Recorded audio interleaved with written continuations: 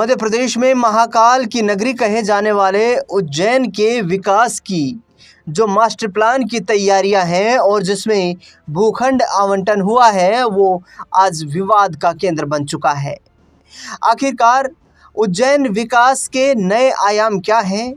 सरकार किस तरीके से उज्जैन का विकास करने का मास्टर प्लान जो 2035 तैयार कर रही है उसको लेकर क्या क्या योजनाएं बनाई गई हैं और आखिरकार क्यों ये पूरा मामला विवाद में आ चुका है, यहाँ तक कि प्रदेश के मुख्यमंत्री मोहन यादव और उनसे के परिवार तथा संबंधियों से जुड़े हुए कुछ नाम भी इस विवाद में सामने आ रहे हैं। दरअसल बता दें आपको कि उज्जैन विकास के नए आयामों में शिप्रा नदी रिवर फ्रंट पर विकास घाटों का जो विकास करना है प्रस्तावित है। ये 14 पुल और फ्लाईओवर बनने भी प्रस्तावित हैं। 30 किलोमीटर लंबी कान्ह डायवर्जन परियोजना है। सीवेज ट्रीटमेंट सिस्टम अपग्रेड होने वाला है। 1100 एकड़ भूमि में विक्रम उद्योगपुरी बनने वाली है। Medical city, IT park, science city, planetarium और तमाम चीज़ें विकसित करने की भी योजना है। इस पूरी विवाद के बीच कुल 335 एकड़ को लेकर के राज्य सरकार को चला रहे मुख्यमंत्री मोहन यादव पर विपक्ष लगातार हमलावर है। 335 एकड़ जमीन को लेकर के ये कहा जा रहा है कि ये जमीन मध्य प्रदेश के मुख्यमंत्री मोहन यादव, उनके परिवार के सदस्यों और उनके संबंधियों के नाम पर है। यहाँ बता दें आपको कि बताया जा रहा है कि 85 एकड़ ज़मीन 2021 से 23 के बीच खरीदी गई, 82 एकड़ ज़मीन 2021 से पहले खरीदी गई और 168 एकड़ ज़मीन 2024-25 में खरीदी गई। इसके साथ ही भूमि की टाइमलाइन जो है वो बताई जा रही है कि पहले 108 ज़मीनें खरीदी गई जो 179 एकड़ क्षेत्रफल है। 85 एकड़ ज़मीन 2021 से 23 में खरीदी गई। तब मोहन यादव प्रदेश में शिक्षा मंत्री थे। दिसंबर 2023 में जब वो मध्य प्रदेश के मुख्यमंत्री बने तो इसके बाद ज़मीन खरीद में तेज़ी देखने को मिली। अब आरोप ये लगाए जा रहे हैं कि मोहन यादव परिवार के पास ही बहुत बड़ी मात्रा में ज़मीन खरीदने का रिकॉर्ड है और खुद मुख्यमंत्री मोहन यादव के ऊपर 17 एकड़ ज़मीन, उनकी पत्नी के पास 11 एकड़ ज़मीन, उनके बेटे वैभव यादव के पास 17 एकड़ ज़मीन और बहू शालिनी के पास 10 एकड़ ज़मीन बताई जा रही है। यही नहीं, मोहन यादव के भाई नारायण यादव के पास 19 एकड़ ज़मीन और भाई नंदलाल यादव के पास 17 एकड़ ज़मीन बताई जा रही है, जबकि बड़े भाई नारायण यादव की पत्नी के पास भी 6 एकड़ ज़मीन है जिनका नाम रेखा है। ऐसे में सवाल उठ रहे हैं कि आखिरकार ये पूरा माजरा क्या है।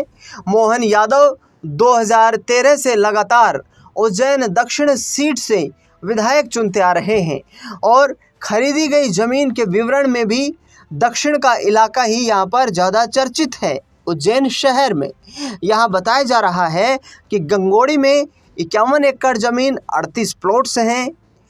जैतवपुरा में 6 एकड़ के 12 प्लॉट्स हैं। करौंदिया में 8 एकड़ भूखंड है। करौंदिया नवरखेड़ा में 9 एकड़ भूखंड है और चंदेसरा में भी 9 एकड़ का भूखंड है। इसके साथ ही मध्य प्रदेश सरकार में जब से वो मुख्यमंत्री बने हैं उनके इस टाइमलाइन को लेकर भी सवाल खड़े हो रहे हैं कि मध्य प्रदेश के मुख्यमंत्री बनने के बाद मोहन यादव के परिवार और उनके संबंधियों ने ज़मीन खरीद में तेज़ी दिखाई है। अब सांवरिया धाम भी चर्चा में है। सांवरिया धाम ज़मीन खरीद की टाइमलाइन पर एक नज़र डालते हैं। अक्टूबर 2024 में करड़िया में 7.5 एकड़ ज़मीन श्री सांवरिया धाम के नाम पर रही। दिसंबर 2024 में चंदेसरा में 5 एकड़ ज़मीन सांवरिया ग्रीन्स के नाम पर खरीदी गई। सितंबर 2025 में डेढ़िया में 12.13 एकड़ ज़मीन पर सांवरिया ग्रीन को यहाँ पर मालिकाना हक मिला और नवंबर 2025 में नानाखेड़ा में 3.7 एकड़ जमीन पर श्री सांवरिया रेजिडेंसी बनी। ये सवाल लगातार अब ये बड़े खुलासे हो रहे हैं। स्थानीय प्रॉपर्टी डीलरों का कहना है कि भूमि उपयोग के लिए किए गए बदलावों यानी कि किसानों वाली ज़मीन को आवासीय और कमर्शियल डेवलपमेंट के लिए खोल देने से ज़मीनें शुरुआती निवेश के लिए मुफीद हो गई। इसके आगे अनंत यादव, जो गोविंद यादव के बेटे हैं, उनका कहना है कि मेरे पिता अकेले इस भूखंड के मालिक नहीं है, उनके 6-7 बिजनेस पार्टनर हैं। हालांकि रजिस्ट्री 2023 की है, ज़मीन की खरीद 2020 में ही हो चुकी थी, तब मोहन यादव मंत्री नहीं थे। हाईवे का काम तो 2019 में ही शुरू हो चुका था।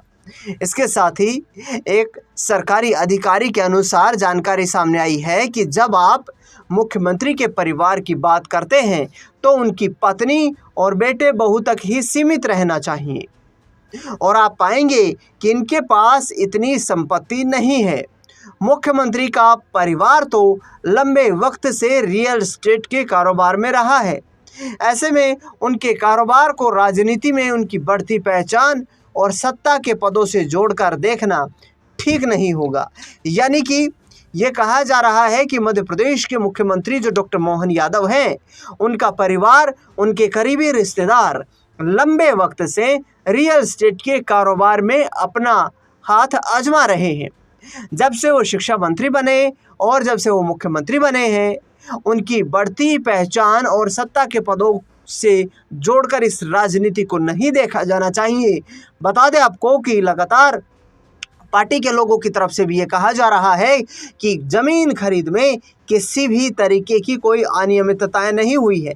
यहाँ तक कि मास्टर प्लान 2035 के तहत उज्जैन को विकसित किए जाने की योजना पर लगातार काम किया जा रहा है और जिसके चलते कई बड़े भूखंडों को कमर्शियल और आवासीय बिल्डिंग्स में यहाँ पर तैयार करने की भी योजनाएं हैं।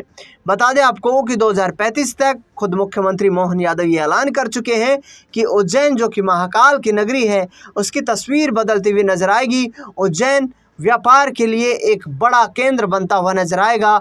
उज्जैन व्यवसाय के लिए एक प्राइम लोकेशन बनता हुआ नजर आएगा, जहां पर लोग बेहतर कनेक्टिविटी के साथ अपने बिजनेस को यहां पर स्थापित कर सकेंगे और अपने बिजनेस को स्थापित करने के साथ साथ उज्जैन देश भर में व्यापारिक नगरी के तौर पर भी अपनी एक नई पहचान बनाने में कामयाबी हासिल करेगा। उज्जैन को महाकाल की नगरी कहा जाता है। 2013 से मध्य प्रदेश के मुख्यमंत्री डॉक्टर मोहन यादव उज्जैन दक्षिण सीट से विधायक चुनते हुए नजर आ रहे हैं और 2023 में मध्य प्रदेश में भारतीय जनता पार्टी को मिली प्रचंड बहुमत के बाद मुख्यमंत्री के तौर पर मोहन यादव के नाम पर मोहर लगाई गई थी। ये विवाद आखिरकार कब शांत होता हुआ नजर आएगा, ये देखना बेहद दिलचस्प रहेगा। इस खास रिपोर्ट में फिलहाल के लिए इतना ही। देश दुनिया से जुड़ी बड़ी खबरों के लिए लगातार बने रहे हमारे साथ। धन्यवाद।